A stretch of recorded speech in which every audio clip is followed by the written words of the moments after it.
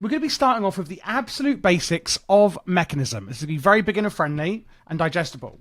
So the first thing you're going to want to find is osmium ore. This is going to be pretty much everywhere in the game, a similar level to kind of iron, etc. You're going to find it very, very easily. Smelt this up, get your osmium ingots, and we can get going. So the first few things we're going to want to look at doing is actually making power. It is a tech mod, and we do need to make power. The first way I would say to do this is a heat generator. All I need to do is put in something like coal into the heat generator, and it's going to turn it into lava to make electricity. To make a heat generator is very simple. It's going to be some iron ingots, an osmium ingot, a furnace, some copper ingots, and some wood. Now, I won't be showing all recipes in this tutorial, and I will assume you know how to use JEI. So that's our heat generator. After that, there are a few other simple ways of making power. We have a solar generator, where you can see the power output is at the bottom. So this is where you want your cables to come out of. Same where it's going to be the front on the heat generator. And we've also got a wind generator. Hotter and sunnier biomes will do better. And the higher you put up a wind generator, the better this will be. And you can see here if the sky is blocked or not when we go into it. In the solar generator, again, you can see if it's sunny or not, and if it will actually be generating any power. Now, if we look at the recipe for a wind generator, we can see that it actually needs some energy tablets, which need infused alloys, a basic control circuit, and again, some infused alloys. And this looks like a bit more of a complex way to build this. So the ingredients we're actually going to need are going to use a metallurgic infuser. This is one of the most basic machines you can make in Mekanism. Remember, the heat generator does not need it. I would recommend starting with a heat generator to power your metallurgic infuser. I've got it here, and you can see it's going straight into the metallurgic infuser to power it. So let's just get a block of coal and put that in there to power up our metallurgic infuser. So you've got your power on the right. We have a resource column on the left. Yellow box is where we put our resource. Red box is where we're putting something to be infused. So let's say we're going to take the alloy, which you're going to need in a lot of recipes. What we're going to need to do is actually put some redstone in the yellow box. You can use redstone ore, blocks of redstone, it's really up to you. And then I'm going to get some iron ore, or iron ingots, and I'm going to put this in here. And slowly but surely, it's going to infuse the iron ingot with redstone. And there we have it. We have an infused alloy. And that is how the metallurgic infuser actually works. It really is quite simple. If we hover on the metallurgic infuser in JEI and press U, you can see what we can actually make with it. We can infuse biomass into stairs, etc. to make mossy versions. We can put diamonds in there with an infused alloy to make reinforced alloy. And lots of other things, including the one I've just shown you here with iron. You can also then put refined obsidian into reinforced alloys to make atomic alloy, etc., etc. There's a few really useful recipes. The other one I want to show you now is basic control circuits. Again, it's redstone, but rather than iron, it's osmium, and that will make your basic control circuits. That pretty much gets you going for making solar and wind generators. Mekanism offers quite a few different ways to transport energy, items, and other things, as well as store those things. And that is what we are going to be looking at now. So, Mekanism actually has 4 variants of everything. You have a basic, an advanced, an elite, and an ultimate version of each item. Here we have universal cables. These cover electricity. We have mechanical pipes, which will cover fluids. We have pressurized for gases. We have logistical for items, and thermodynamic for heat transportation. And again, each one comes in a basic, advanced, elite, and ultimate version. We have the same thing with energy. So this is energy cubes, and this is how we store energy. Again, basic, advanced, elite, and ultimate. Let's take a quick look at our cables here. So if we want to make a basic universal cable, if I press R in JEI, you can see it quite simply needs 2 steel ingots and some redstone dust. Now, the question then is, how do we make steel? Well, I'm going to show you that in just a moment. We also have basic mechanical, etc. If I just put in basic, you can see there's lots of different items here. You can see for mechanical, it's steel with a bucket. For the pressurized, it's with glass. Logistical is with a basic control circuit, which is made in the metallurgic infuser. And thermodynamic is with copper. So they all need steel to make these basic ones at least. Well, if I run over to here, in my tutorial laboratory, we have 2 metallurgic infusers and an energized smelter. And this is how we're going to make steel. So in the metallurgic infuser, I can put in here carbon from coal. So if you put into the yellow slot, the resource slot of a metallurgic infuser, coal, you get carbon. I then want to get my iron ingots, and I'm just going to push these through here. I'm actually going to speed this up. I'm lazy. You can see here, it's then being turned into enriched iron. If you make another metallurgic infuser and again put carbon in here, that will turn the enriched iron into steel dust. Push this into an energized smelter, and voila, you've got your steel ingots. If we want to look at how to make advanced, elite, and ultimate, it's on the top fairly simple. For advanced, you're going to need 8 of the basic ones and an infused alloy, which again is redstone in a metallurgic infuser with iron. So you're infusing iron with redstone. For elite, you're going to need 8 advanced with a reinforced alloy, where you're then going to infuse your infused alloy, which you've just made, with diamond. And for ultimate, it's the same again, but with an atomic alloy, where you're going to put refined obsidian in to then infuse that reinforced alloy that you've also just made. And that's how we work up the steps. And it's pretty much the same thing when it comes to anything that you're upgrading. You can see here we're using more atomic alloys and an elite energy cube, an advanced one. And it's the same process through these recipes. So a basic energy cube stores 1.6 million, 6.4, 25, and 102. We also have the same for storing not just energy, but gases and also liquids. Here we have a basic chemical tank, an advanced, an elite, an ultimate, and we have a basic, advanced, elite, and ultimate fluid tank as well. And the recipes will follow the exact same premise as these did. And that is how we're going to move energy, liquids, gases, items, and heat around, as well as store energy, chemicals, and liquids. Or gases, sorry, not chemicals. Mekanism also has a lot of basic machines. One thing I want to talk through here is not just the machines, but also how to operate, use them, and put things in and out of them. So we're going to start off with the enrichment chamber. In fact, no, we're not. That was a big fat lie. We're going to start off with the configurator. This item here, which will need lapis, infused alloy, an energy tablet, and a stick, will basically make your wrench, if you will. You can see it lights up when we're looking at things. If I shift, I can actually scroll through configurating items, fluids, gases, etc. Generally, I just leave it on wrench or configurate items, depending on what I'm doing. Let's say for this enrichment chamber, we don't need to know what it does yet. We're just looking at how we're going to pull things in and out of it. Let's say I put this logical transporter, which is for moving items. Let's say I want to pull out of the left side of here. Well, I can shift click and shift click again, and it's going to show it as pulling out of this side of the machine.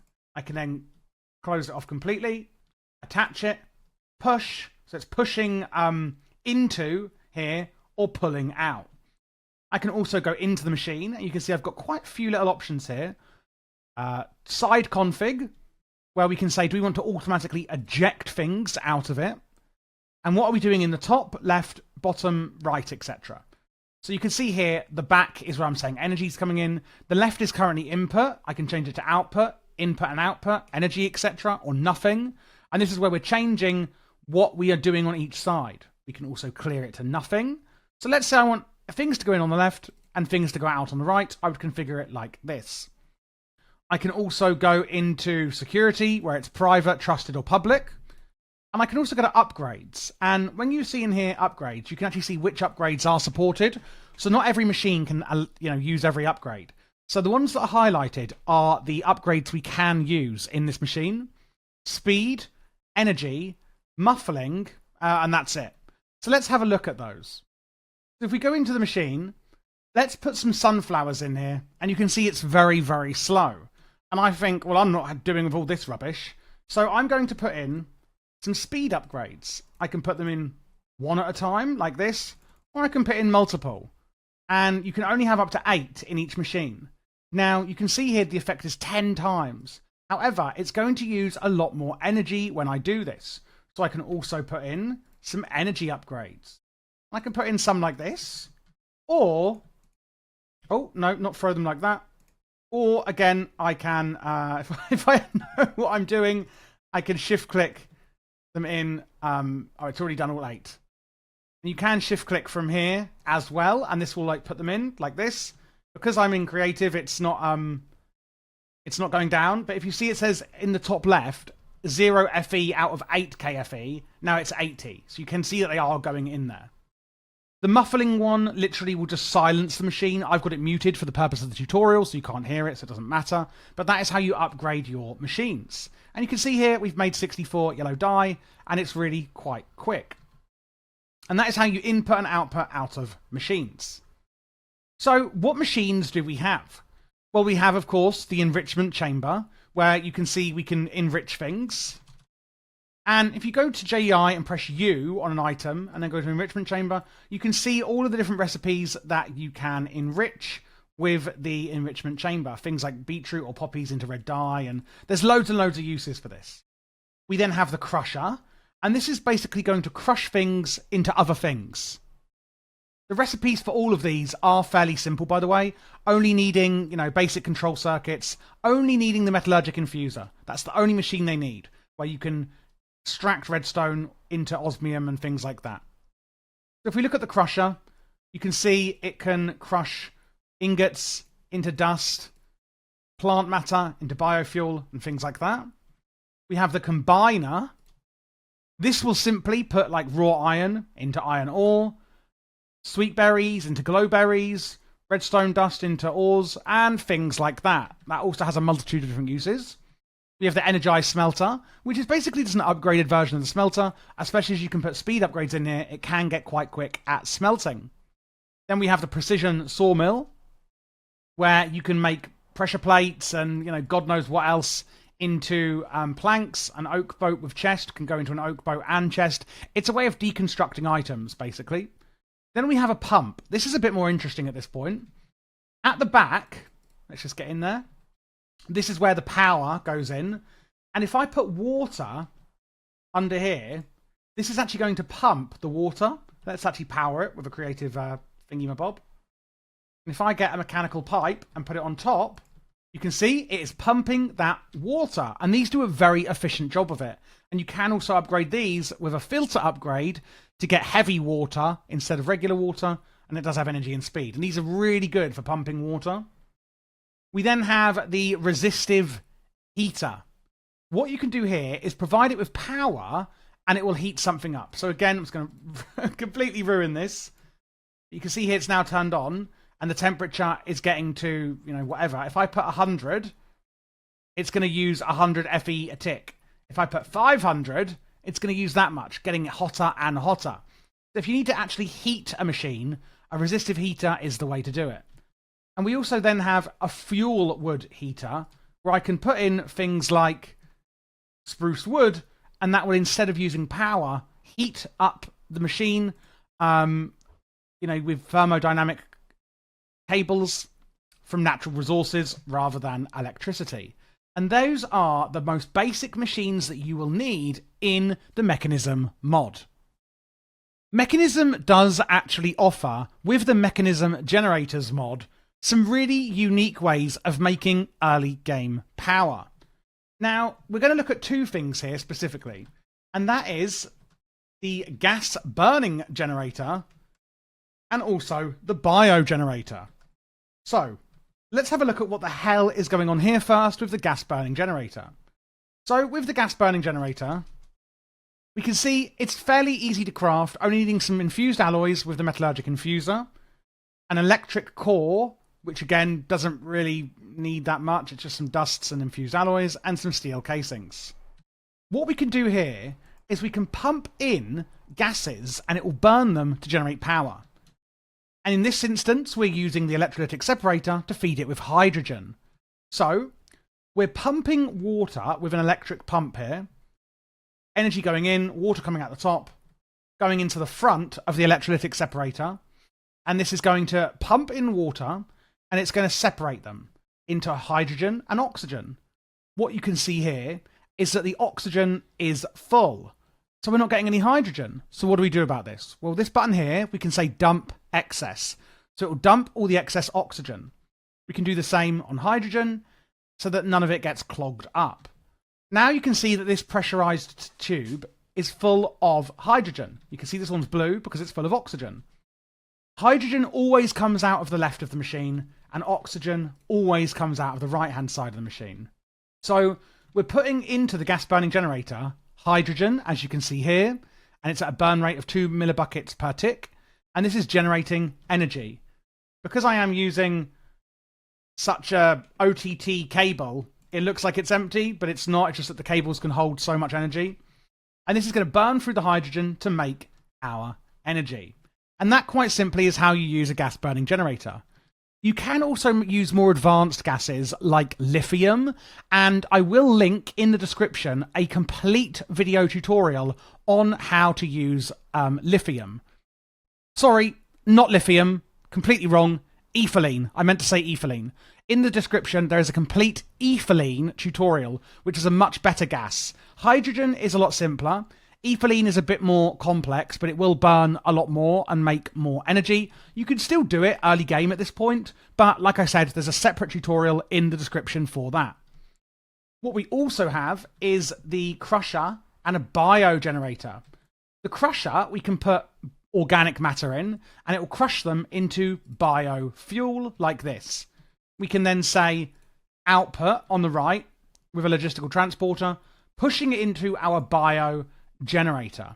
And that will use bioethanol, which it basically, well, it burns through the biofuel that you've pumped in to make bioethanol into power.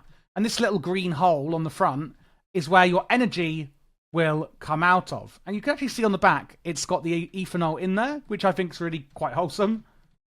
And that is a bit more advanced generators, but still at a basic level for Mekanism.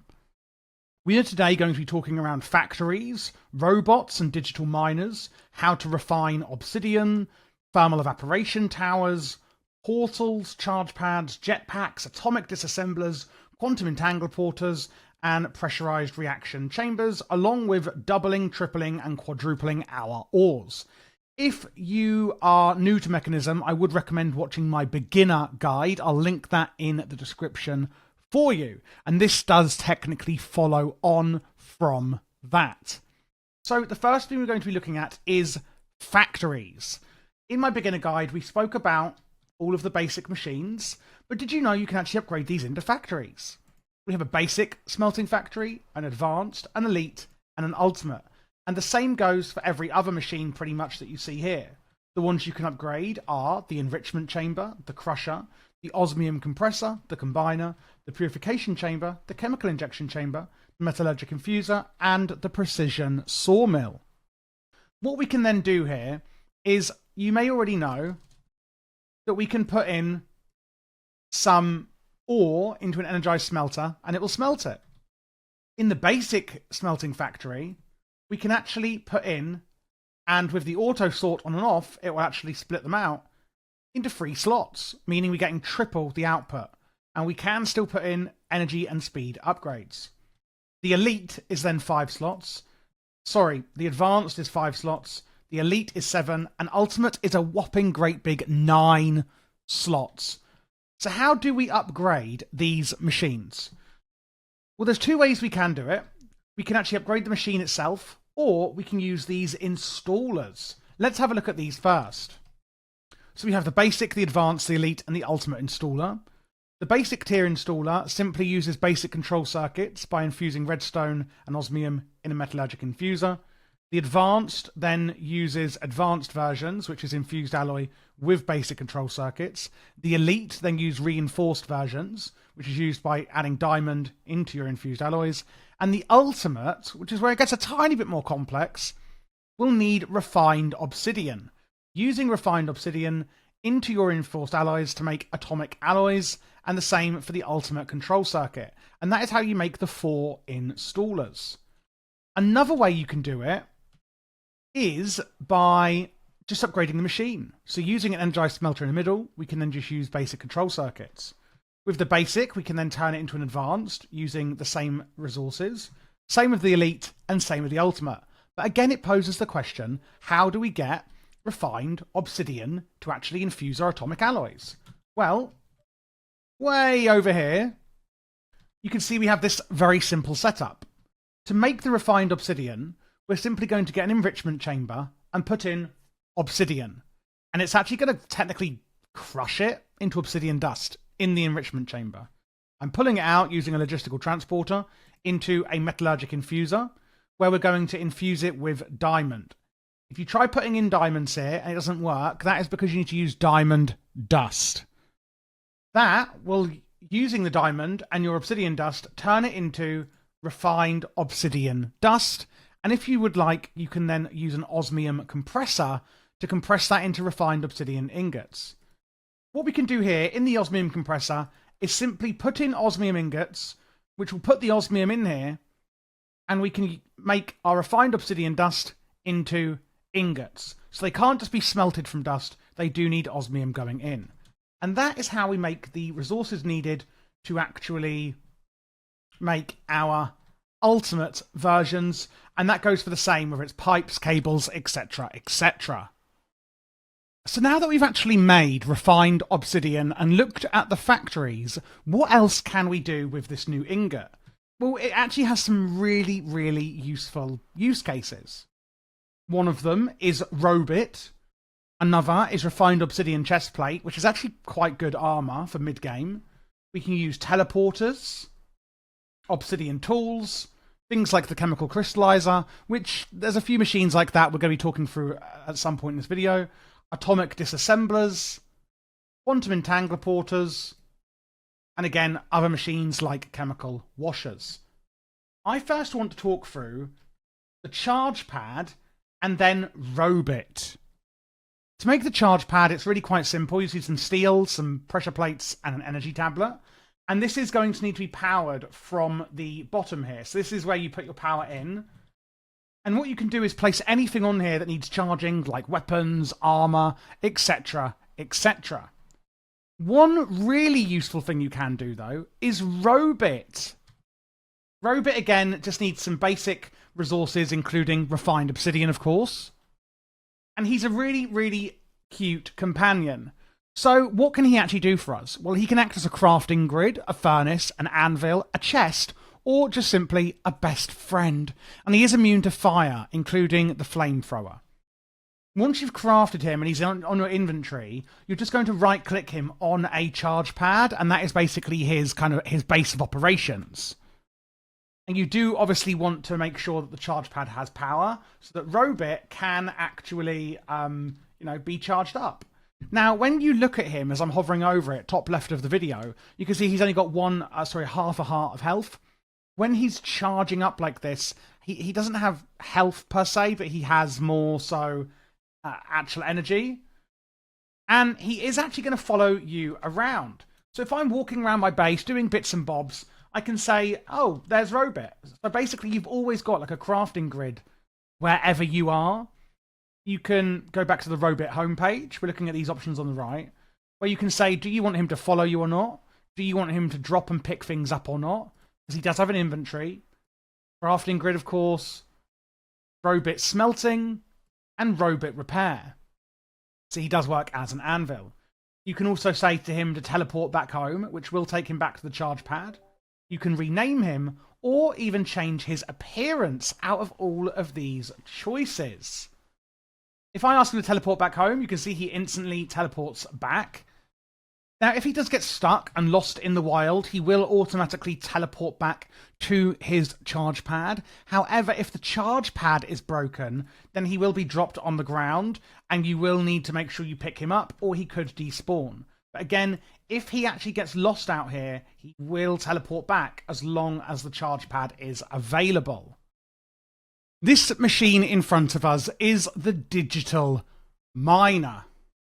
This is a fantastic piece of equipment from, of course, Mekanism that we can use to mine up things from the earth without really having to go down and get it ourselves. Now, it's made using Robit here and a few other materials. If we look at the digital miner, you can see here it needs some logistical sorters, which is some iron ingots, a basic control circuit and a piston, Robit, which needs some refined obsidian, teleportation cores needing atomic alloys. It's not really that complex if you're already at this sort of level in Mekanism. So what does it actually do? Well, when I right click on it, you can see that there's quite a lot going on here. So let's take it step by step. First, we need to give it power. And there is this part here where it's green, and that is where you're going to give it power. So I'm using a creative energy cell. And you can also give it power on this side as well. Let's then turn it on. So here it is. We can see that it is actually working. Now, I'm just going to stop this and press reset. So we've got some options here to start with. It's idle. It's not ready to mine. Do we want to auto eject the items that we're mining? Yes or no? Do we want to auto pull? Yes or no? Now, what this actually means, I'm going to explain this in a minute in more detail, is do we want to pull from this chest above?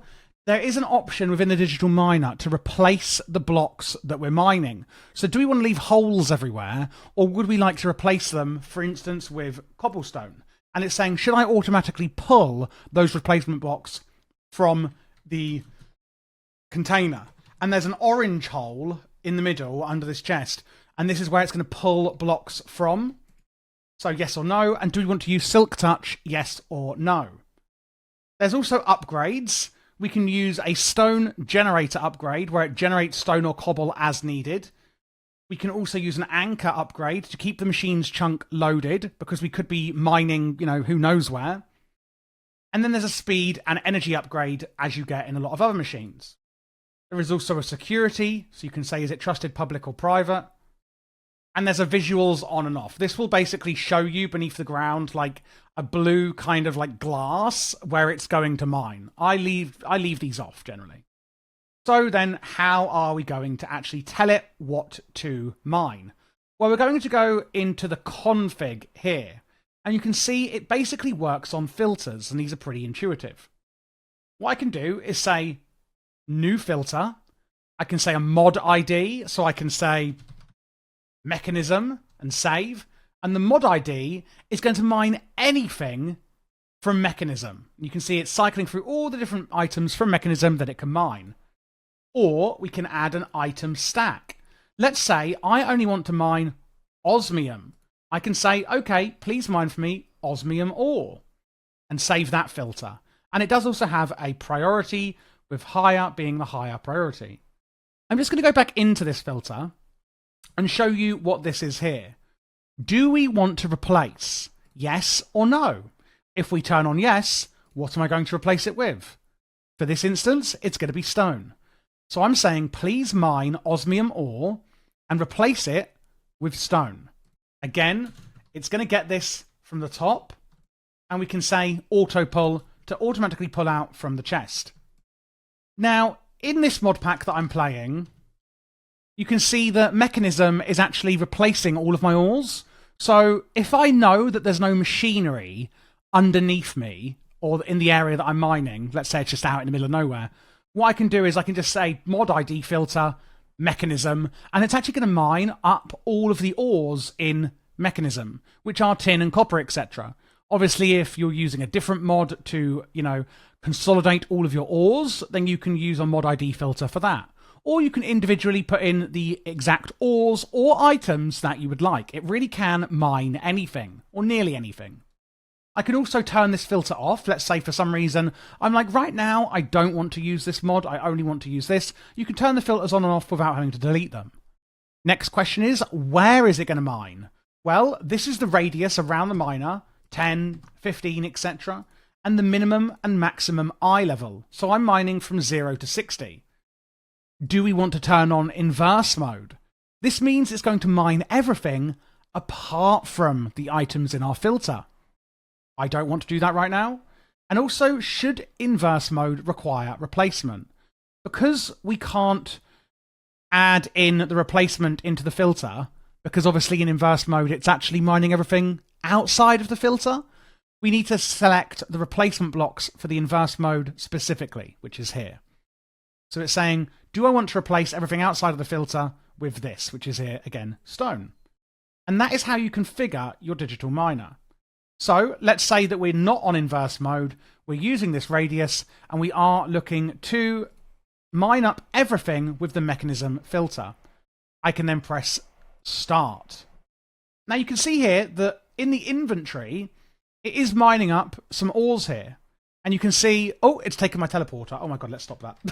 I think it's just taken an item here from the part of another tutorial I'm going to film. And that is what you've got to be careful of. So it does have this inventory here where it's going to pull your ores out to. But where are they then going? Well, there's actually another orange hole on the back here that you can see. And that is where your items are going to be pulled out of the digital miner. And that is how you use it. That is how you use the digital miner for Mekanism. So now that we actually know how to use the digital miner, how are we going to move items out of it? Well, of course, you can just shove a chest on the back and that'd be the end of it. But let's actually get a bit more advanced. Let's look at using the quantum Entangloporter. This is really interesting. In the same way that the digital miner has the interface, so does the quantum Entangloporter. What we can do is set a new frequency, press the tick, that's the frequency. Let's put this on the tutorial frequency. We can set the upgrades, which is basically an anchor so it keeps it chunk loaded, or the security, etc. And it does need power. Apart from that, we can go onto the side config and we can say what do we want to do about fluids, gases, infuse, heat, energy, slurries, or pigments. We can change all of these in, left, right, bottom and top, etc. So let's say it's on the tutorial one, and here I'm saying on the left, input from the digital miner, on the top, input from the item pipe, which is actually realistically where it's coming out of. And then we've got energy coming in from the front. Okay? So the items are going out of the digital miner, into the quantum Entangloporter on the tutorial frequency. Then what happens on the tutorial frequency, as you can see here, frequency tutorial, I'm saying output on the right. So basically, it's going to come out of the digital miner, it's going to go into the quantum Entangloporter tutorial frequency, and then this is going to come out on the tutorial frequency. And therefore, it's going to come into here. And here are the teleporter frames that were stolen from me. And that literally is how the quantum Entangloporter works. As long as it's on the same frequency, you can pretty much transfer anything, anywhere. Another similar object we have is the teleporter.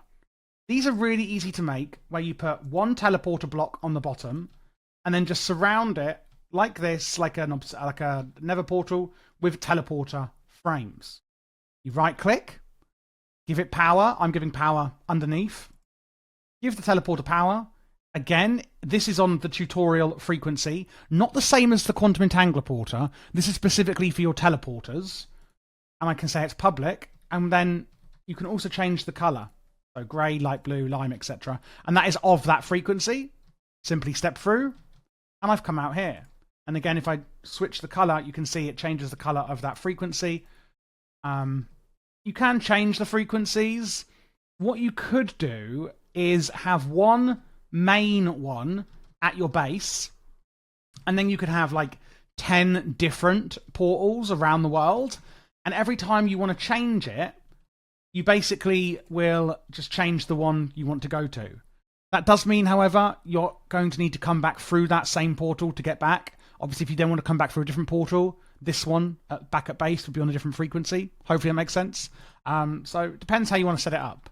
But that is a really easy way of using teleporters to get around. They do use a lot of energy, however. If you want to look at really advanced ways of making energy, I'll be covering that later in my end game part of my guides. By this point in Mekanism, we've probably using quite a fair amount of resources. And we've also looked at how we're actually going to mine up resources en masse. So how then are we going to process all these ores that we're digging up with our digital miner? Well, if I just crack through this wall here, ta-da! I've done it all for you. So you may or may not be aware that in Mekanism, we can actually 2 times, 3 times, 4 times, and 5 times our ores. Let's first look at how we're going to double our ores. There is a slight diminishing returns, but it's basically double. That's how we kind of talk about it, at least. It's probably more like 1.5 or like 1.7 and then like 2.5, 2.6, something like that. So very simply, if we want to double our ores, we're going to put our osmium ore into this chest here, into an enrichment chamber, which is going to turn it into osmium dust. We then pull that through to an energized smelter, where it's going to turn the osmium dust, as you can see, into a osmium ingot. And we are literally doubling our ores, which is very simple. If we now go through this area, we can get to the area where we are tripling our ores. So what I am doing here is I'm putting these wool on the floor. So you can see basically this is the production line of your ore. So instead of putting the ore in here, we're actually going to put the ore in this chest here for 3 times our ore. We can put our osmium in or our tin, etc. And we're going to pump it into a purification chamber with oxygen, purifying the osmium ore into osmium clumps. Pull the osmium clumps from the purification chamber into a crusher, crushing the osmium clumps into dirty osmium dust. The dirty osmium dust then go through the enrichment chamber to get turned into dust and then get turned into ingots in the smelter. So 2 times was just the enrichment chamber and the energized smelter. And then for 3 times, we're actually going to put the ores in here. So it goes from the purification chamber with oxygen into the crusher, into the enrichment chamber, and into the smelter. If you've forgotten how to get oxygen, well, it's quite simple. We're going to pump water from an electric pump, putting it into an electrolytic separator, where it's going to separate the water into hydrogen and oxygen. Remember, hydrogen coming out on the left, oxygen on the right. The blue path showing oxygen. We can simply pump oxygen into the purification chamber and 3 times our ores. We can then actually go 1 step further and quadruple our ores, where instead of putting them into the purification chamber, we're actually going to add 1 step behind that and add them into the chemical injection chamber. To do this, we are going to need hydrogen chloride, though. Now, how do we make hydrogen chloride? Well, we're going to need a thermal evaporation tower. The thermal evaporation tower is a bit more complex, but it's not scary as it looks.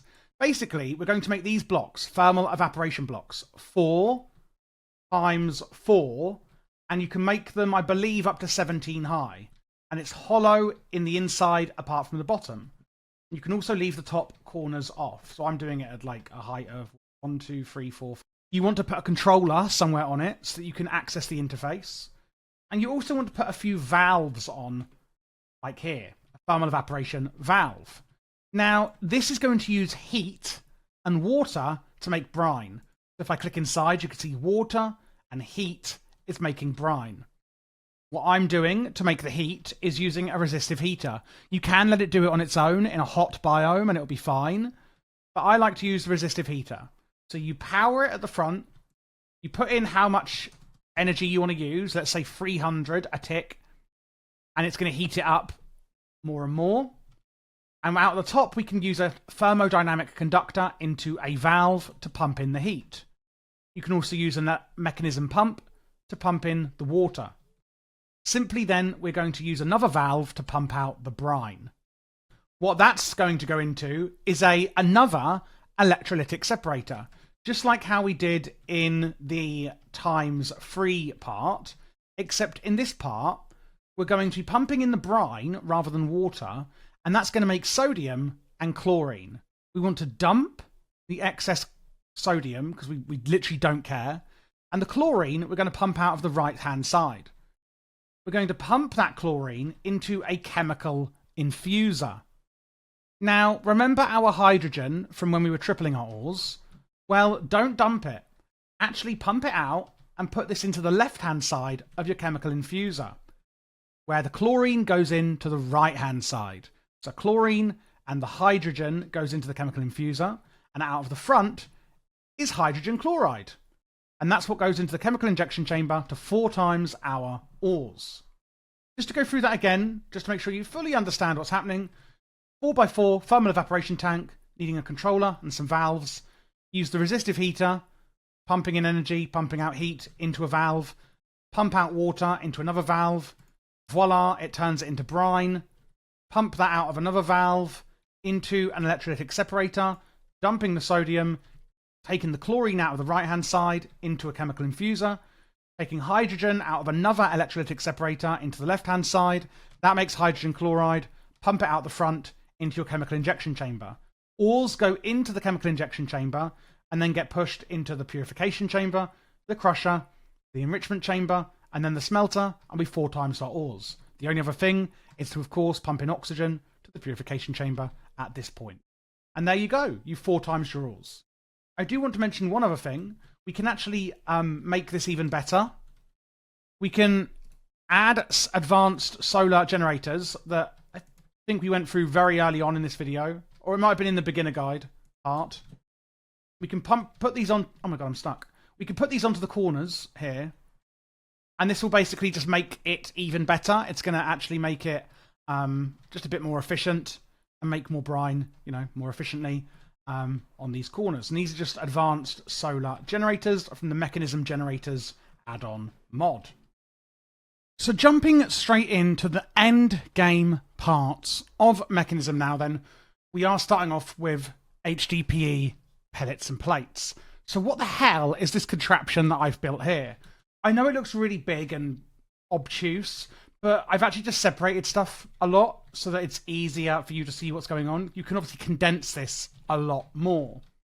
So starting off down here, we are making HDPE sheets. And if you're thinking, well, Javier, why do I want HDPE sheets?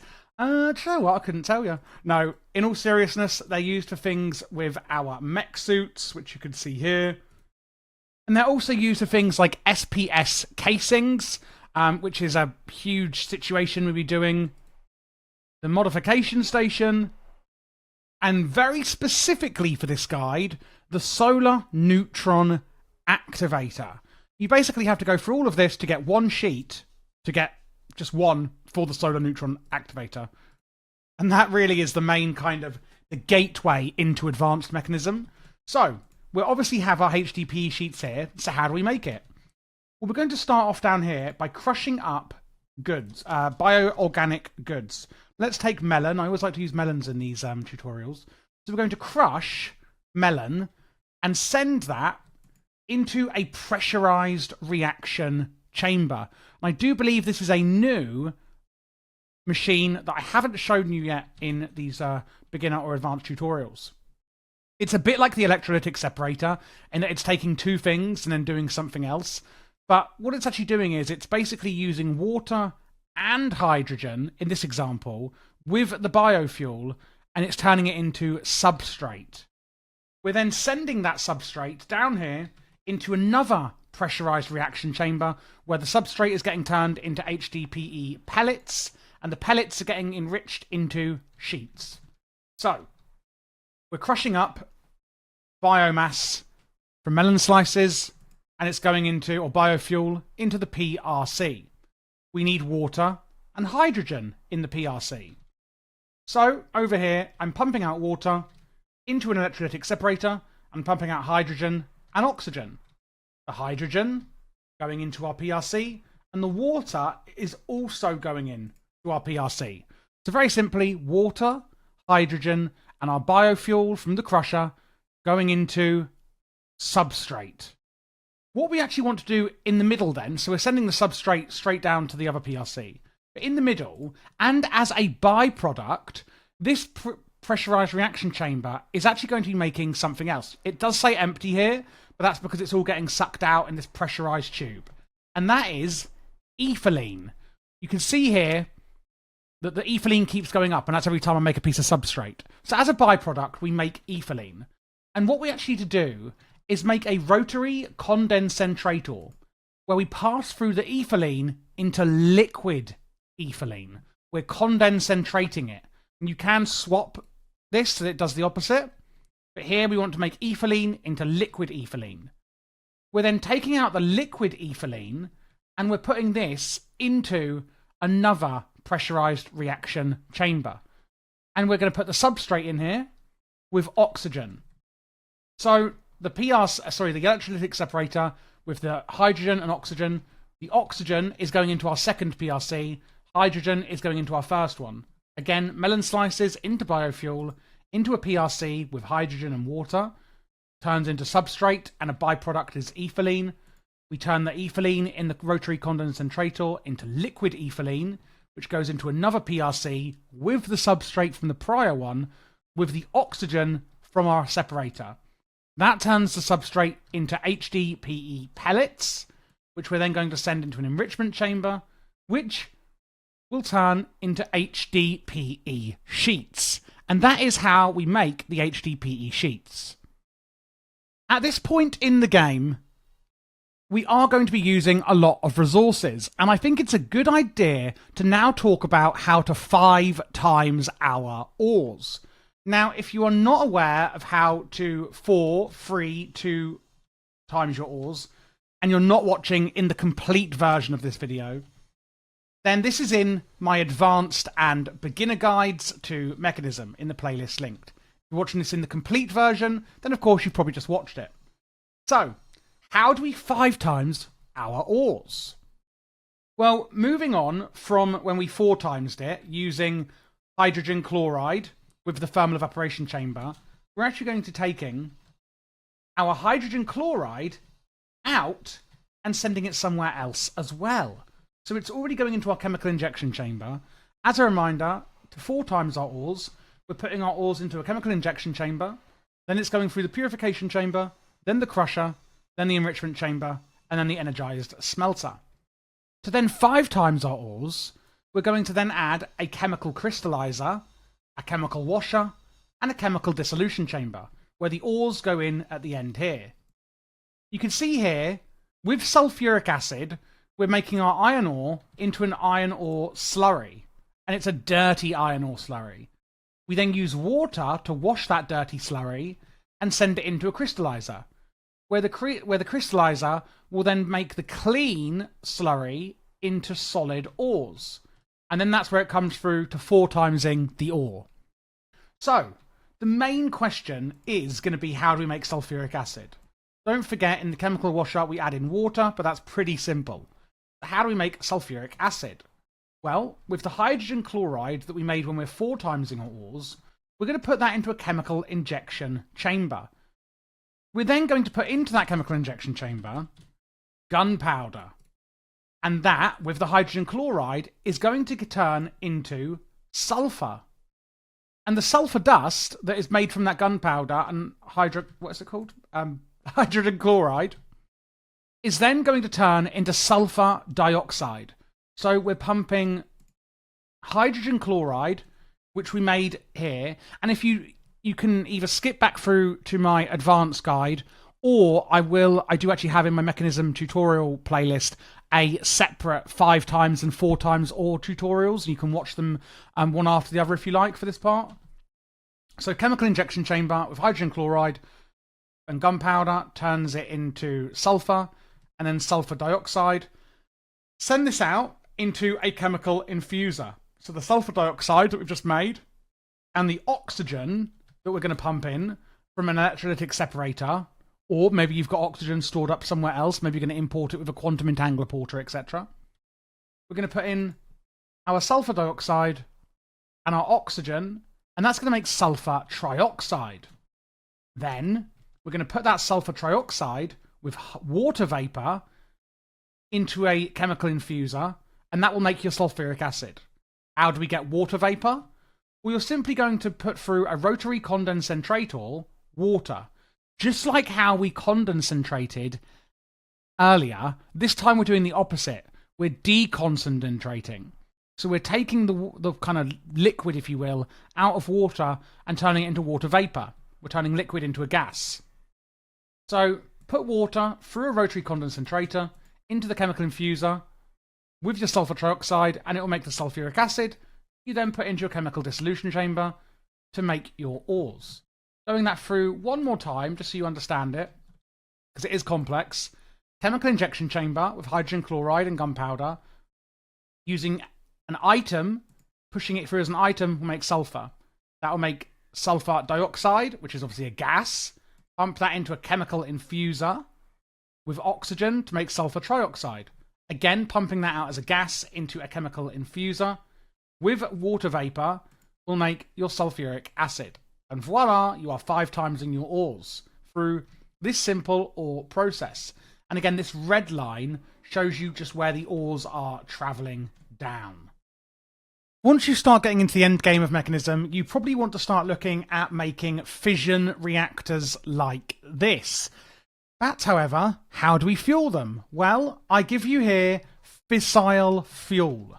Fissile Fuel is made in an isotropic centrifuge, and that is how we're going to fuel our fission reactors. Now, I've just turned around as I'm making this tutorial and can see my fission reactor has actually had a meltdown, which is pretty funny, but we'll just ignore that for the purpose of this video. Now, making fissile fuel is not the most simple thing in the world. It is quite a complex process. I'm going to dumb it down for you into sections so that we can learn how to do it easily. So this here is the isotropic centrifuge, and it's going to turn uranium hexafluoride into fissile fuel. Now, one way I find it easier to actually build these things is work it backwards. If you know your fission reactor is going to be here, then let's start off by building the isotopic centrifuge and work it back, rather than doing it from start to finish. I actually find this way is much easier. So I've color-coded using wool what we're making and where. Green here is fissile fuel. Yellow is uranium oxide. Hydrofluoric acid is dark grey. Water vapor is light grey. And red is sulfur trioxide. And these are the few main things we're going to need for this setup here. You can see here, this is how I have set mine up. Let's start off then with what we need on the left-hand side. So basically, to make fissile fuel, in a chemical infuser, you're going to put hydrofluoric acid and uranium oxide. Together in a chemical infuser, that will make uranium hexafluoride. And then you pump that uranium hexafluoride into the isotopic centrifuge, and it simply makes fissile fuel. So on the left-hand side then, on the right-hand side even, because it's backwards, we have uranium oxide. So how do we make that? Well, starting off, we're going to pump into an enrichment chamber uranium. So uranium ingots are going to make yellow cake uranium, as you will see here. And that is going to go into a chemical oxidizer. We're going to chemically oxidize the yellow cake uranium into uranium oxide. And that part is really simple. So again, put uranium ingots into an enrichment chamber. Then that makes yellow cake uranium, and put them into a chemical oxidizer to make uranium oxide. And that is one part, or one half, done. Now the complex part is making the hydrofluoric acid. So what we're probably going to do is start from the start here. So you're going to need to make brine. I will assume at this point you know how to make a thermal evaporation block. If you don't, I will leave a link in the description to my Mekanism playlist. I have got a full tutorial on how to use this entire thing you see before you. As a refresher, if you don't know, we're turning water into brine. We're turning water into brine, pumping it out, and that's going into an electrolytic separator. we're separating the brine into sodium, which we're going to dump the excess of. We do not care about the sodium, and the other half is chlorine. So we're pumping out the chlorine of the right-hand side of the electrolytic separator into a chemical infuser. Now, the chemical infuser will need the chlorine and also hydrogen. So you can see up here, I'm taking an electrolytic separator, making water into hydrogen and oxygen. I am going to need the oxygen, so save that as well, but we're pumping the hydrogen up into a chemical infuser with our chlorine, and that will make hydrogen chloride. You may be using this for your ore processing, etc., and you may be able to already use this from somewhere else. So we're making hydrogen chloride, and that's going into a chemical injection chamber. What we're going to put in this chemical injection chamber is gunpowder, and that's going to turn the gunpowder into sulfur dust. So again, just to recap, make brine in a thermal evap, and then separate the brine in an electrolytic separator into chlorine, dumping the sodium. Put that chlorine into a chemical infuser with hydrogen from your water electrolytic separator into hydrogen chloride. And then we're going to put chemical injection chamber with that hydrogen chloride, gunpowder. Again, you may already be doing this from your ore processing. If you're doing 5 times ore processing, you will have already set this up. And you actually can just skip up to here. So that's going to make it into sulfur. We're then going to put the sulfur into a chemical oxidizer. Sulfur in the chemical oxidizer makes it into sulfur dioxide. And you're going to put that into another chemical infuser. And that's where the oxygen comes in from your electrolytic separator. Put the oxygen and the sulfur dioxide in with the into a chemical infuser, and that will make sulfur trioxide. And that's where, if you are 5 times ore processing already, you will already be up to, and you can maybe just use the sulfur trioxide from that processing line if you wish. You're then going to put that sulfur trioxide into another chemical infuser, this time with water vapor, which is really simple to make.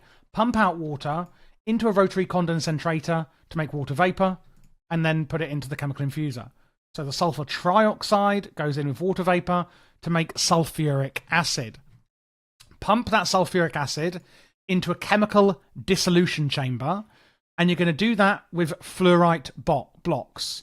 And what that will do is it will basically melt down the fluorite block in the sulfuric acid into hydrofluoric acid. And of course, with the uranium oxide that you made earlier, that is going to make uranium hexafluoride. That goes in your isotopic centrifuge to make fissile fuel. Let's just recap everything we've done so we know exactly what we're doing. We're taking uranium in an enrichment chamber to make yellowcake uranium, going into a chemical oxidizer to make uranium oxide. And that then goes into our isotopic centrifuge to make the fissile fuel. The other side is hydrofluoric acid, which is made by putting brine into an electrolytic separator, dumping the sodium and taking out the chlorine into a chemical infuser. You're going to use hydrogen from an electrolytic separator with water with that chlorine to make hydrogen chloride. The hydrogen chloride goes into a chemical injection chamber where we're basically using gunpowder with the hydrogen chloride into sulfur, making sulfur dioxide with it in a chemical oxidizer. Putting that in with oxygen will make sulfur trioxide. Put that into a chemical infuser with water vapor, which, remember, is by putting water through a rotary condensator, decondensating it into water vapor, so sulfur trioxide and water vapor into sulfuric acid. Pump that into a chemical dissolution chamber with fluorite blocks, and that will turn it into your hydrofluoric acid. I'm just going to zoom out and show it to you again. So you've got uranium there. This yellow one is making uranium oxide. So maybe if you're making this, just zoom out here on my video and go, okay, uranium oxide is on the yellow bit. Let me look how to make that, and I'll put it into here, and I'll make my isotopic here. And then go, right, okay, next thing I'm going to do is make my water vapor, and I'm going to do it on the light grey bit. And then go, right, now I'm going to make the sulfuric trioxide. That's on the red route. I'm going to do it like there to where Javier's done it. And then I'm going to make my, oh my god, I've forgotten, my hydrofluoric acid from those, the light grey and the red one, down the dark grey route. Because what I'm going to do is I'm going to put in the description what each route does. So you can look at this now and go, okay, I'm just going to do each chunk separately and then bring it all together as per what Javier's shown me and in the description. Hopefully that's a digestible way for you to learn it, because this is a very complex thing that we are making. Do also check out my reactor. I am doing fission and turbine guides. They will also be in the playlist that you see in the description for Mekanism, and I will be doing fusion reactors, etc. as well after that. You pretty much have a complete Mekanism guide on my channel for you. If you did find this video useful, please do also consider joining my Patreon, which is in the description below, which really helps support me. And don't forget to subscribe, of course. Let's look at how we make a fission reactor in Mekanism, and that is also going to include how to use the turbine along with it as well. I'm going to make this very beginner friendly without any waffle. Now, the first thing you obviously want to avoid is what's happened here. A nuclear meltdown. Who would have thought? Now, this is quite endgame Mekanism. Generally, you're going to make the fission reactor, which makes a fair amount of power. And the idea is that you make it so that you can make plutonium. Plutonium? Yeah. So you can then make the fusion reactor over here. So today we are looking at the fission. If you're not sure how to make fissile fuel for your fission reactor, then I have got a tutorial for that on my channel. It's made here in the isotopic centrifuge, and this is how you make it. So we don't, of course, want to have a meltdown. Let's look at how we build these properly. Now, you can make them quite small. This is a fairly small one I've made here, or you can make them this big. I would say just make it like about this big to start with. If you make this and it goes into meltdown, that is a huge waste of resources.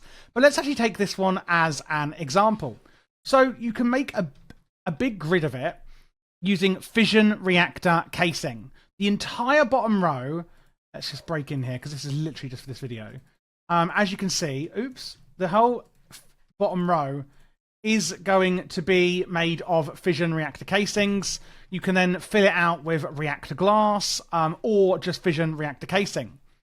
Then what you're going to do in a kind of zigzag formation, as you can see here, is you're going to put in fission fuel assemblies. And you're going to put these all the way up until the top. What you're then going to put at the top is a control rod assembly. So you've got fission fuel assemblies, and then at the top is a control rod assembly going on the very top of it. And then it's the roof. So fission fuel assembly, control rod assembly, and then the roof, which is again reactor glass or casings as you wish. So that's basically how you do it. You can see here I've done a much more simple one where I've got 4 on the corners and 1 in the middle. You do need to leave gaps for coolant. As you can see here, I'm using water as a coolant, which is the main coolant I would suggest using. So you're going to pump in water. In fact, you're going to be pumping in and out quite a few things. We're using these reactor ports. So apart from the casings, the glass, and the actual rods in the center, all you really need is ports. I'm using 1, 2, 3, 4, 5 ports. You can ignore this one. So we're going to input and output a few things. At the back, I'm inputting water, and using your configurator you can shift click to change what the ports are doing. So input only for the water, that's the coolant. We're going to put output waste on one side, and that is actually how we're going to be outputting our nuclear waste with a pressurized pipe, and I like to put this to pull, and this does need to go into a radioactive waste barrel. If you do not put it into a radioactive waste barrel, then it's going to be causing pollution. See all these green particles? This is pollution where I've had a nuclear meltdown. And I have done a separate video on how to deal with nuclear meltdowns as well. It's in the Mekanism playlist that is in the description and pinned comment of this video. So we're pumping in water. We're pumping out nuclear waste set to output waste. And we're also inputting fissile fuel. You can use it from a creative tank here if you're practicing, or of course you can actually make that in the isotopic centrifuge here, Fissile Fuel. That's what I've shown in another video in the playlist. So we're pumping in Fissile Fuel, we're pumping in water, and then basically what's going to do is this is going to heat up. So if I right click into it, you don't need a controller or anything. You can see I've got my coolant tank, this is my water. You can see I've got my fuel tank, my Fissile Fuel. I've got my heated coolant tank, which if I turn this on and get rid of that, is going to be filling up with steam. And then I have my waste tank, which if I get rid of that, you can see it's got nuclear waste building up, which is going to be radioactive. So you've got your water coolant going in, your Fissile Fuel going in, your heated coolant, well, coming out, and your nuclear waste coming out. I do want to say, if this gets blocked up, there could be a nuclear meltdown. You need to make sure that you are outputting your steam and your nuclear waste, otherwise it'll all get, stuck and then explode. The same with the temperature. You don't want it to overheat, so you want to make sure that you're building a big enough turbine to deal with this and enough coolant. If you're scared about this, build a huge turbine and a small reactor. TLDR, just do that. The reason I'm not going to go into the real deep specifics of this is because really you're going to use this as a stepping stone to go to a fusion reactor, which is a lot cleaner and easier to deal with. Let's just turn this off before we have a meltdown. So where is our empty or our heat coolant going to come out of? Well, I'm putting that to output coolant. So you can see on here, input only, output waste, output coolant. So when it heats up, this coolant, it's going to be turning it into steam. And with a pressurized pipe, you want to output the steam into a turbine. And then the turbine is going to turn the steam into water. And you're going to output the water back in as coolant. So it's basically a coolant loop. And then you can use the water here that you're pumping in as a kind of secondary way of pumping that in. So just to go over that one more time, you can make it pretty much as small or as large as you want. That's the biggest one here. Fission reactor casings, reactor glass, assembly rods. These are called fission fuel assemblies. Zigzag pattern, as you can see here. On the top, put a control rod assembly, and obviously the ceiling. Output for your waste. Output for your heated coolant, which is steam. Input for water. Input for the coolant that's coming in from the turbine. And input for your fuel. So this is now making steam. So let's now go over to how we are going to actually use and make the turbine. And this is where we're actually going to be turning it into power and putting it into our power storage here. Now, making the turbine is a little bit more complex, actually, than making the reactor itself. So we're going to start off here with turbine casings. Now, I'm starting off with a 5x5 because it's simple to do. And turbine casings are going to form the basis of your turbine. I've then made this one 8 high. You can make them absolutely huge. Oh no, look, we've had another nuclear meltdown. That is just not good at all. I thought I turned it off, but obviously I didn't. And I took the pipes away, so it must have gotten all congested. Well, that's what happens, guys. Don't let that happen. So once you've made the turbine casings, we're then going to put in the middle a turbine rotor. I'm only making mine 3 high. And then you're going to put turbine blades on them. It's 2 for each part. And if I actually go up even more, what you'll see is that they get bigger and bigger as you get up, and it's more and more efficient. So you can make these really big, but I'm just making it 3 high for the purpose of this tutorial. I'm just going to close this off here, because what we're actually going to put above our turbine blades are pressure dispensers like this. So around it like that, you're going to put at the top, above it, pressure dispensers. And in the middle, so it sits directly on top of the actual rotor, is rotational complex. So we've got our turbine rotor and blades. On top goes a rotational complex. And we're going to surround that by pressure dispensers. On top of the pressure dispensers and rotational complex, we're going to put these. Like this. And these are electromagnetic coils. So we're then going to put on top electromagnetic coils. And then we need to actually vent out the air. So what I'm actually going to do here is put these turbine vents like this. The more vents, the better, so it can disperse it.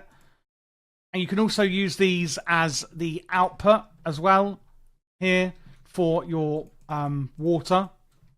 It's going to go on top here as well, like this. And then we're just simply going to finish it off with casings like this. And in here you can put structural glass. It's not reactor glass, it's structural glass to finish it off basically. So again, just to go through that, turbine casing on the bottom and edges, etc. Going to put a turbine rotor in the middle with turbine blades, topping that with a rotational complex surrounded by pressure dispersers. And then if I just break this all open, so it's really clear what we're doing here. On top of the pressure dispensers and the complex, we're going to put electromagnetic coils.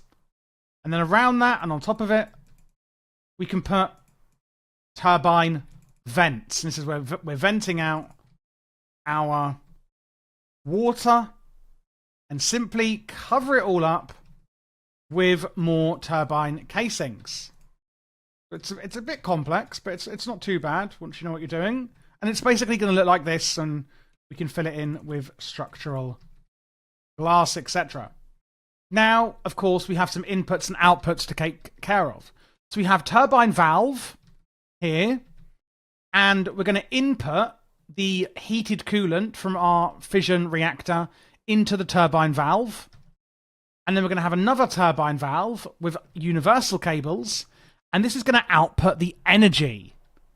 So we have one inputting the heated coolant, so the steam, that will turn, make the turbine start going. And then we're going to output the energy probably into an induction matrix here, and you can see how much I've got stored. If the induction matrix gets full, and then it backs up on energy, then your steam gets full, meaning it backs up into your fission reactor.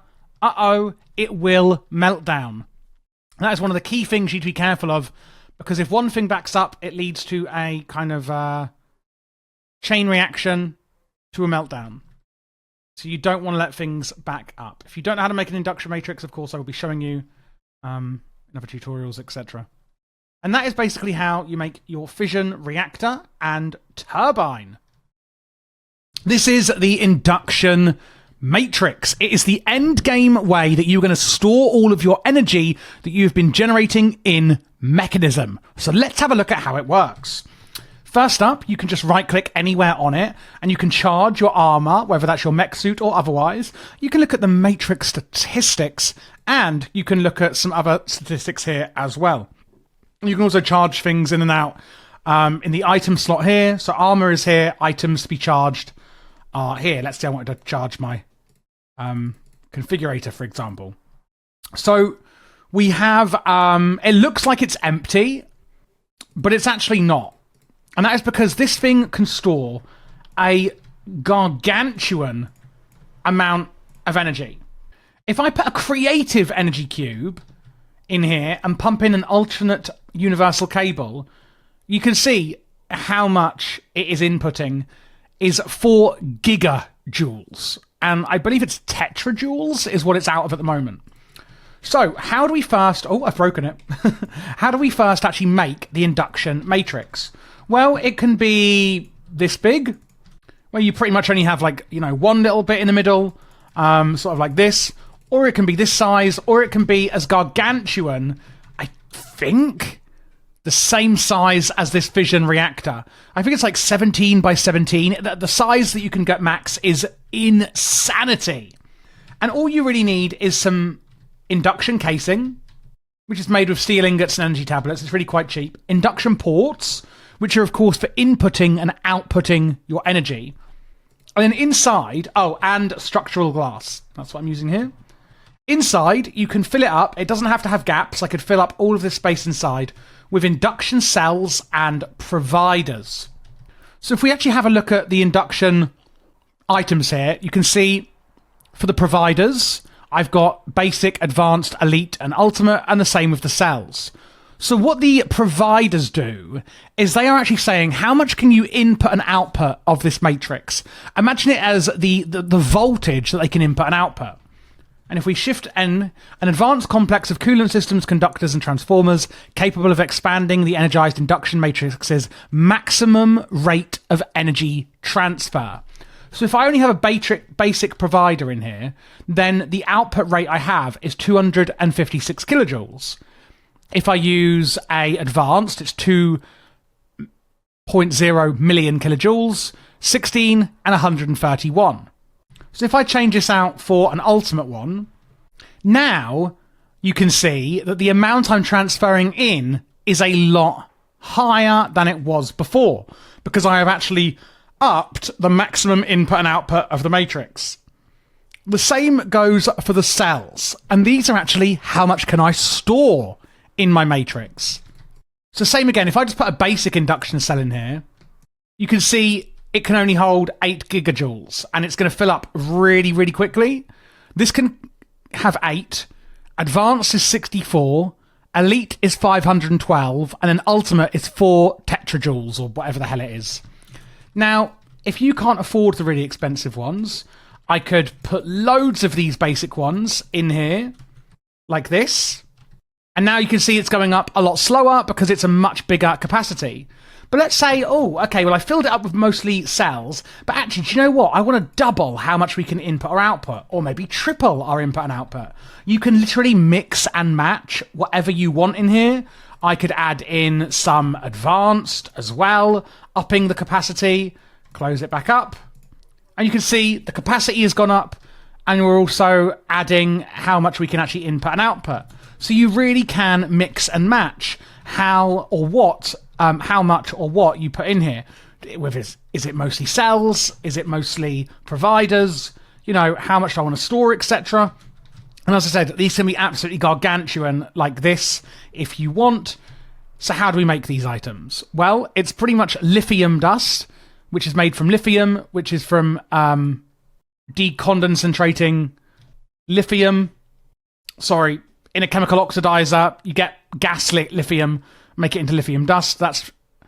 Or we can make the simpler ones, which are going to need not so crazy, but once it goes up, so I'm getting my words really tangled here.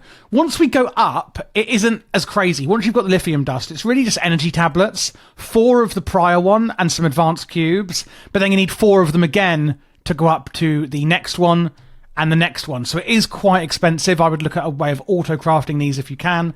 The same is going to be with here. You need some lithium dust, a basic energy cube, and then it uses 4 of the prior, etc., with better and better circuits. And that pretty much is how we are going to use the induction matrix in Mekanism. It's actually quite a simple structure once you know how. And that is how we're going to store the huge amounts of energy that you are likely making with either your fission reactor or your fusion reactor. This is the ultimate end game power generator from Mekanism, the Fusion Reactor. And unlike our fissile or fission reactors over here, you don't have to worry about nuclear meltdowns. So, what do we need to do to get this thing going? This is the end game way of making power in Mekanism, and it is phenomenal.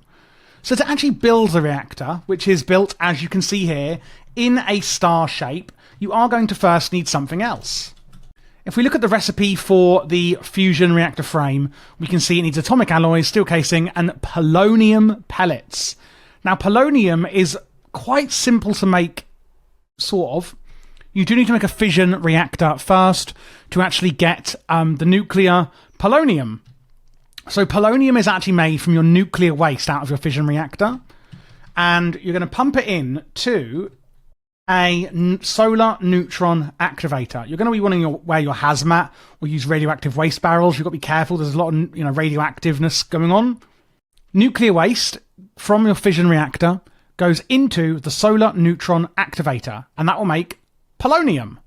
You then pump that polonium into a pressurized reaction chamber with water, so the water and the polonium, and fluorite dust, which is simply made by digging up fluorite and then crushing it into the dust.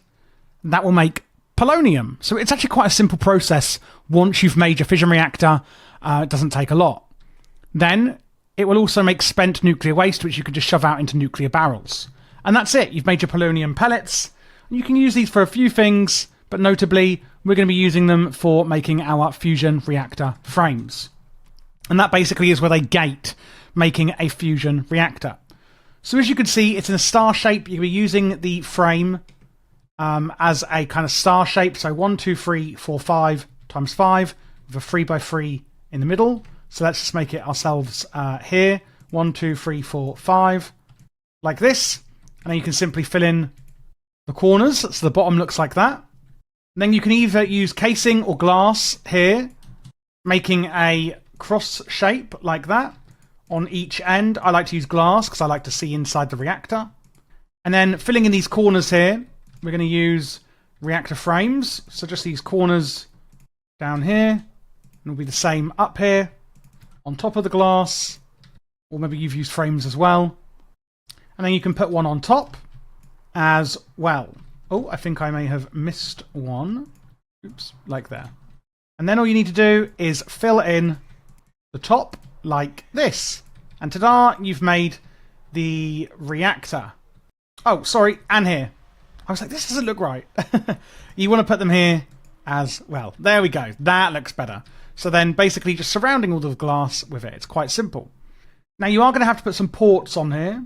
As you can see here, some fusion reactor ports. You don't need as many as I've got. And you will also need a laser focus matrix. And on top, a fusion reactor controller. So you're going to need a few ports, a controller, which is quite simple to make, some of the ports.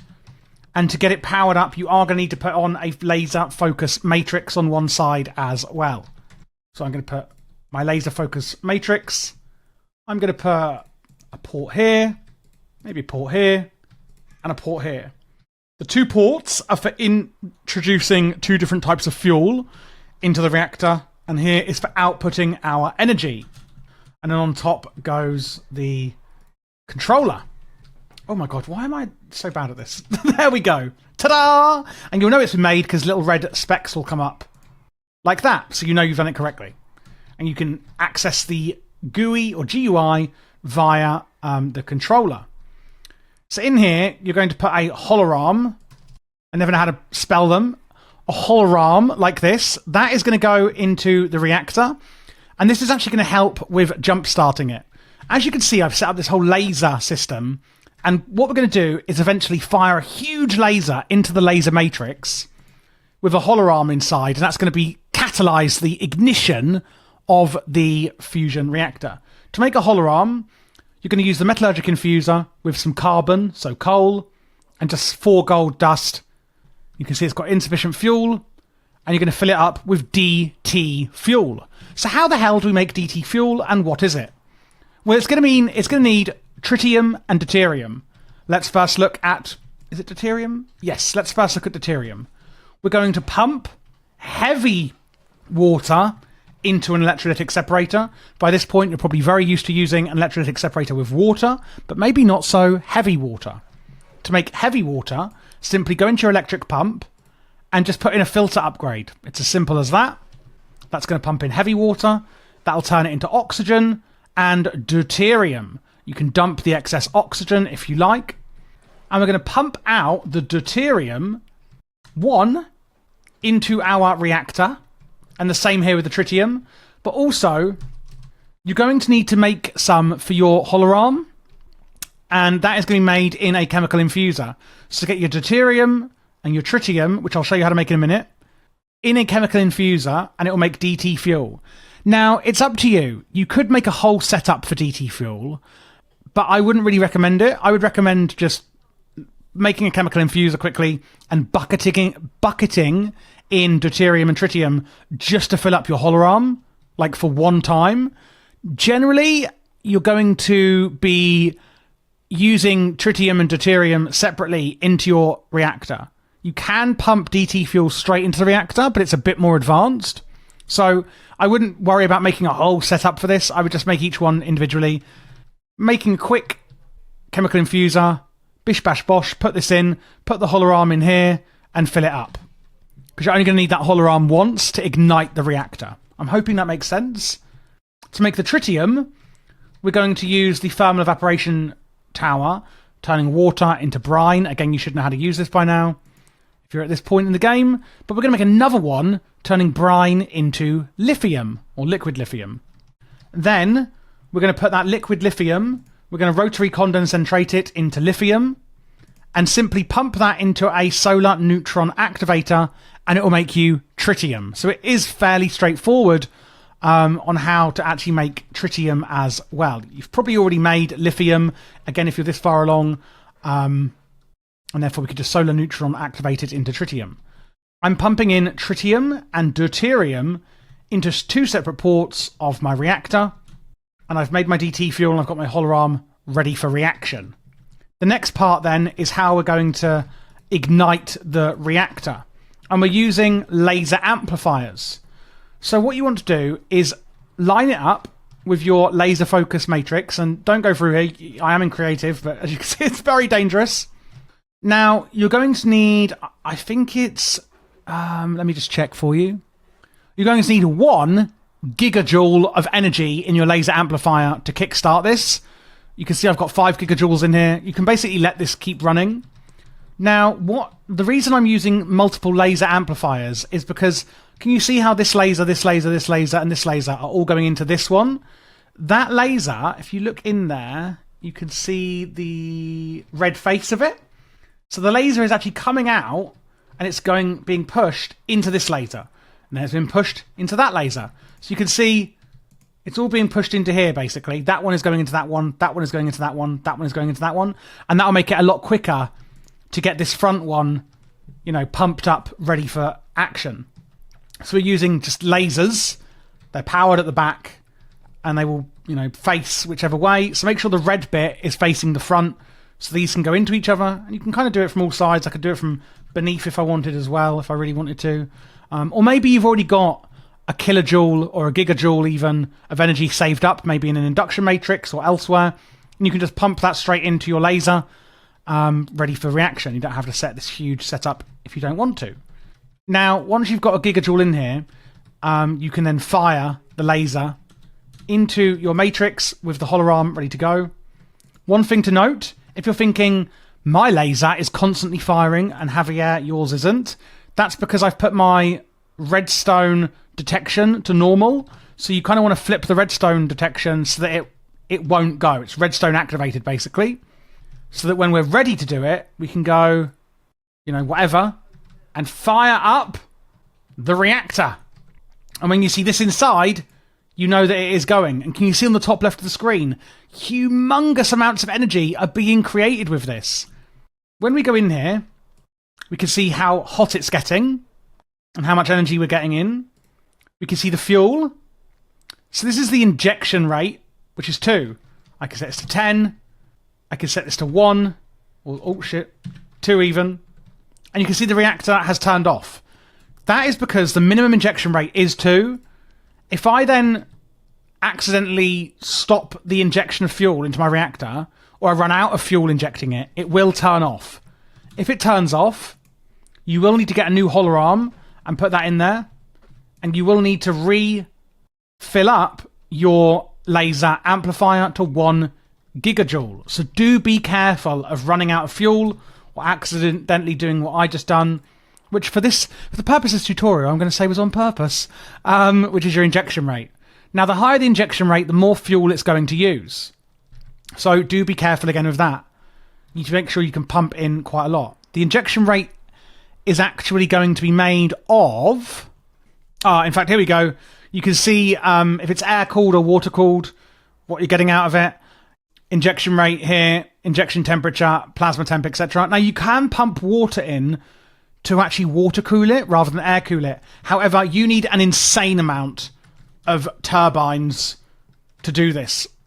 You need, like, loads of massive turbines because this thing produces so much steam, it is insane.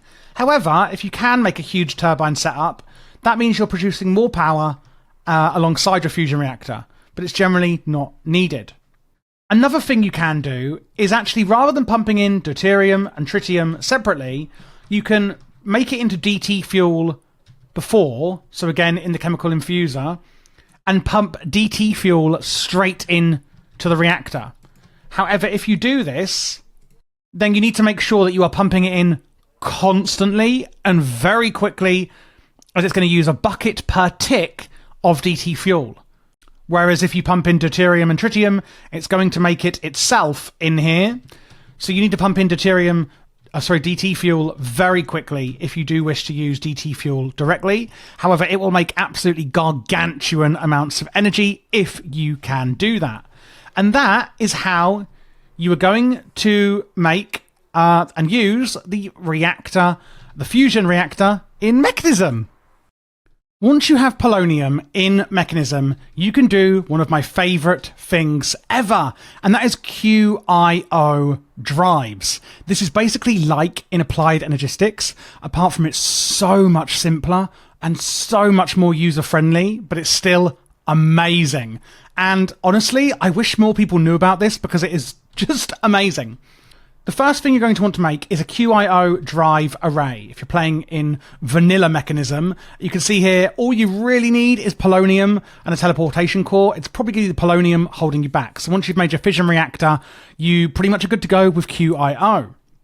So you need a QIO drive array.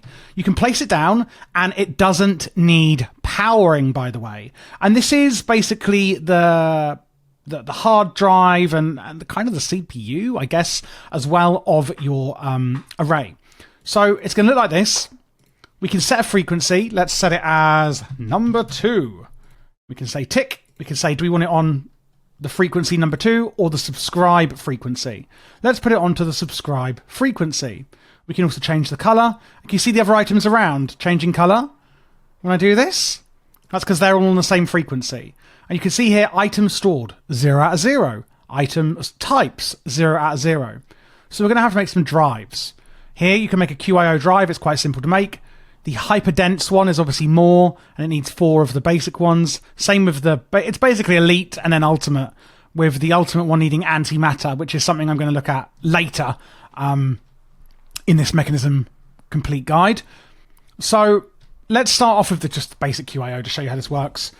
The items are stored in here, so you can see there's actually 96 items already in this one, and there's 2 different types. So I could put it in here, and now I've got 96 out of 16,000 items and 2 out of 128 types, and I can put another one in here to double that up, etc. So how do we access these items? You can see here the little drives, and you can see at the back the color. It's green. If I change that to dark red, it changes it on here for the frequency. So how do we access these items? Well, you're going to make a QIO dashboard. And again, it changes color depending on the frequency. Again, it's quite easy. This is all pretty easy to make, as long as you've got polonium, of course, as you can see here. So again, you go up to the set frequency. If we go to number 2, you can see there's nothing in here. Or subscribe, you can see we have some items in here. You can change the height of the grid. You can scroll, of course, if you have more. You can sort by name, the count of items you have, or the mod. And you can sort them in ascending or descending order. So here we've got some dirt, and I can take in and place into the drives from this QIO dashboard. Set the frequency. We can actually get different amounts of crafting grids, which is amazing. And we can empty the crafting window contents into storage, or hold shift to put it into our player inventory. So if I've put this in here, I can then shift click to put it into my inventory, or I can, I put it into the storage itself. And remember, none of this takes power either, which is what's so amazing. So, okay, we can input and export items manually like this, and we can search for items, of course, as well, and sort. But what if we want to remotely import and export items into the QIO system? Well, that's where you get importers and exporters. Importers are not importing into this chest, but importing into the QIO drive from this chest. Again, you want to set the frequency, and we can add filters. And we can say, do you want to import with or without a filter? And I'm saying you can import without a filter. That is fine. We can set up a new filter for the mod. We can set up tags, like I could do forge ores. and it'll do all 4 jaws.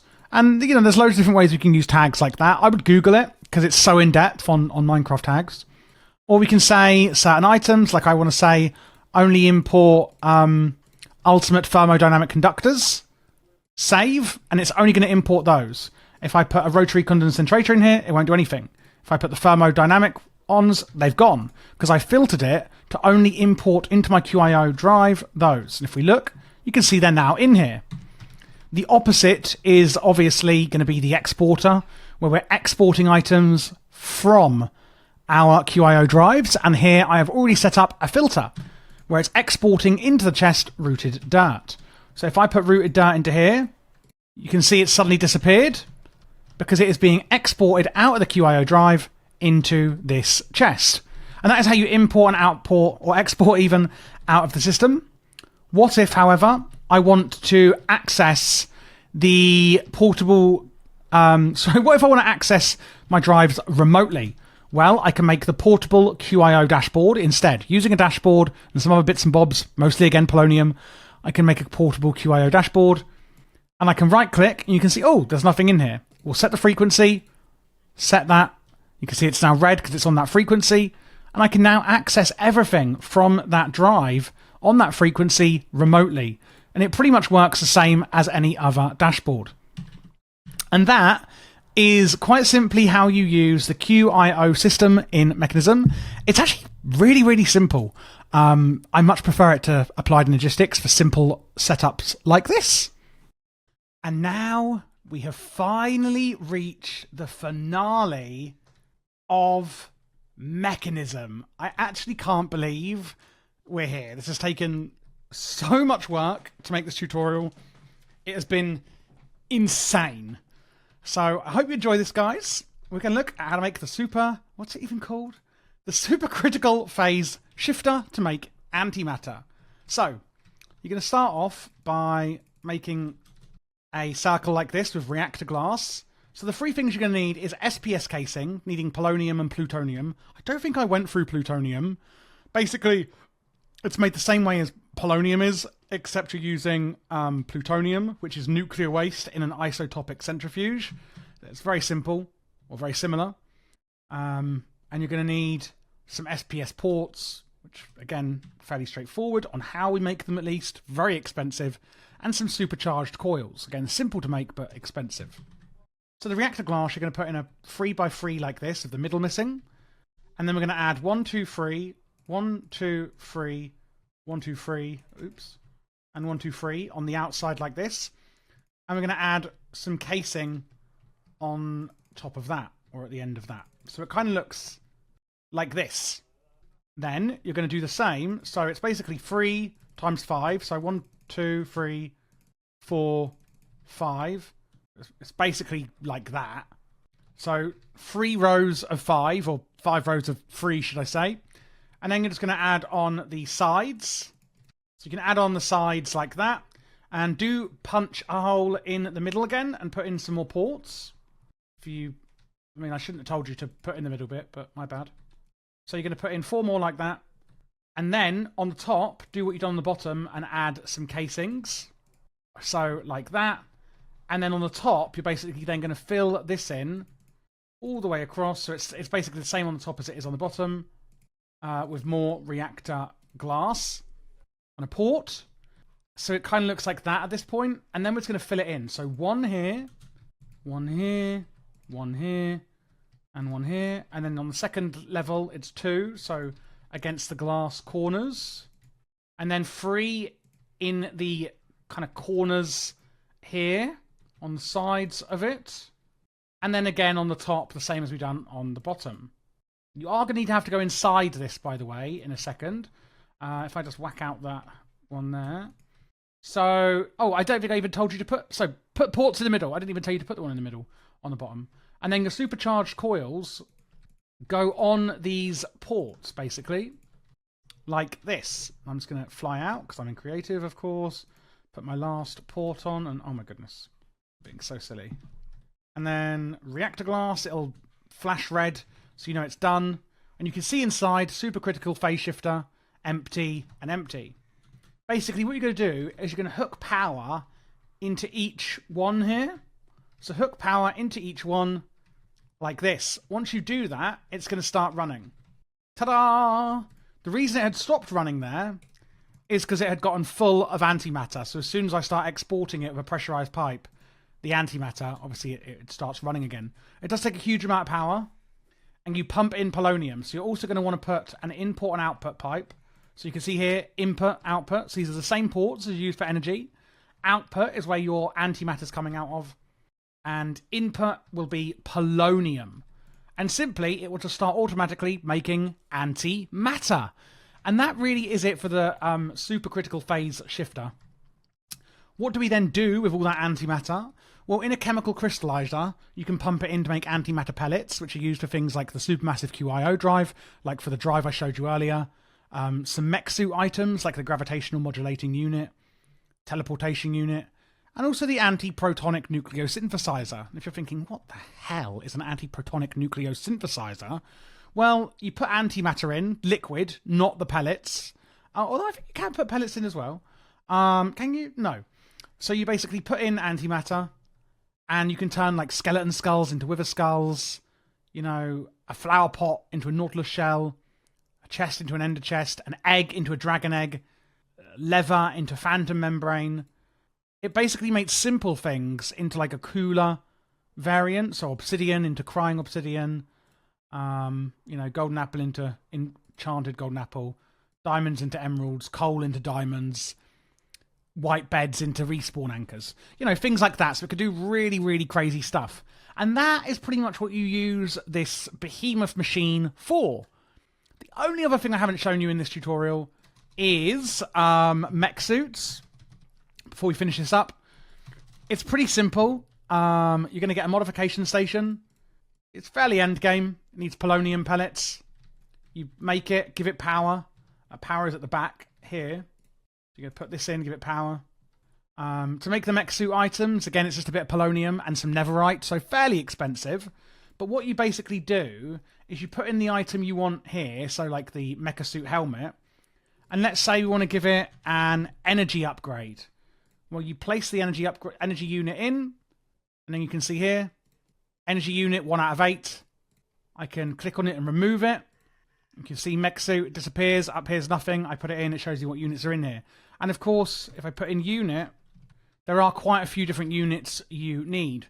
The really end game ones, if I can find them, they should be purple. Yeah, like the gravitational modulating unit, which allows the user to defy gravity. There's a Elytra one as well, I think, where you can fly. You can see here it does need some antimatter pellets. But that's pretty much the modification station and the mecha suit. That really isn't. I think if you've made it to this point, you'll find this quite simple. And I do want to say, thank you so much if you've watched this far in this video. Thank you so much for watching. This has been a tremendous amount of work for me, and I've loved every second of it. I'm going to be making a lot more end-to-end mod tutorials. Mekanism was my first one on this channel. I'm very proud of it. And I really, really hope it was useful.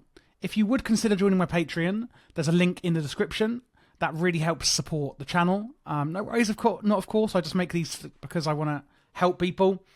But I would really appreciate it if you would consider, of course. And do check out the playlist in the description. There's one for the mod tutorials, which is all my Minecraft mod tutorials. I do a lot of different game tutorials on this channel. And there's also a Mekanism playlist as well, where you can see actual bite-size tutorials that you may have forgotten about or need, etc. on their own. So again, thank you so much for watching, and good luck in Mekanism!